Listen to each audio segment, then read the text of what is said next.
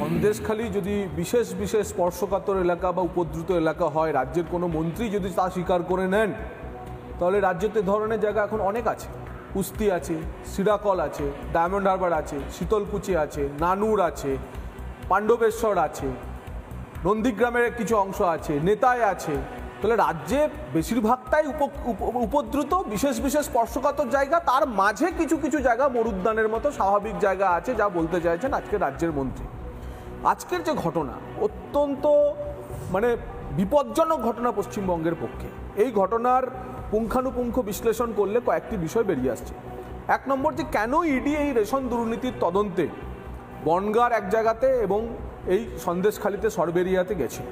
তাতে দেখা যাচ্ছে যে এসএসকেএম হাসপাতাল থেকে রেশন দুর্নীতি মামলায় গ্রেপ্তার হওয়া মন্ত্রী, বনমন্ত্রী এবং পূর্বতন খাদ্যমন্ত্রী, তিনি তার পরিবারকে চিঠি লিখে বলছেন যে যা টাকা প্রয়োজন হবে এই দুই ব্যক্তির কাছে রাখা আছে, তোমরা এর থেকে টাকা নিয়ে নিও। মামলা চালানোর খরচা থেকে শুরু করে বাকি যা কিছুর জন্য যত টাকা প্রয়োজন হবে, এদের কাছে যা টাকা রাখা আছে সব আমার টাকা। এবার জুটলো কি করে? এটা ধরা হয় মন্ত্রীর চিঠি। এর আগে তদন্তকারীরা বারবার পাচ্ছিলেন যে বিভিন্ন জমা খরচে অ্যাকাউন্টে, বেনামি অ্যাকাউন্টে বিপুল পরিমাণে অর্থ, ক্যাশ, নগদ এই অ্যাকাউন্টগুলিতে জমা হয়েছিল এবং তারপর একটা নির্দিষ্ট প্যাটার্নে সেগুলি বৈদেশিক মুদ্রাতে কনভার্ট করা হচ্ছিল। তাহলে এক বৈদেশিক মুদ্রাতে কনভার্ট হওয়া দুজন তিনজনের বিশেষ, এবং এদের মধ্যে কারো কি বৈদেশিক মুদ্রা বিনিময় কেন্দ্র আছে? কিন্তু নগদ যে জমা পড়ছিল, নগদের উপরে তো লেখা ছিল না জ্যোতিপ্রিয় মল্লিক বা জগন্নাথ চট্টোপাধ্যায়।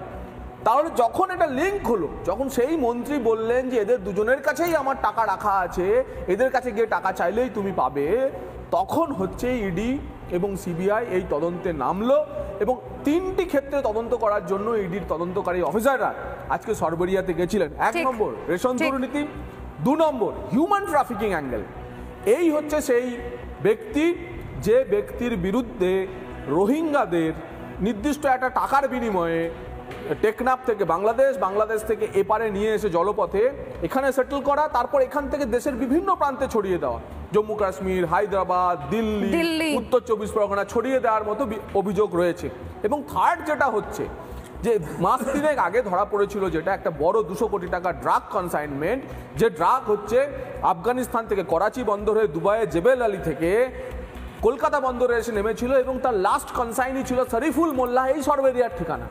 এই তিনটি ঘটনা তদন্ত করতে ইডি এবং সিবিআই আজ যখন পৌঁছায়, তখন তাদের সঙ্গে অসহযোগিতা করা হয় এবং যে মব আজকে আসে, যে দল আজকে হামলা করতে আসে, প্রাথমিক তদন্তে তার মধ্যে বেশ কিছু রোহিঙ্গাকে শনাক্ত করা গিয়েছে, যা আমাদের জন্য অত্যন্ত চিন্তার বিষয়।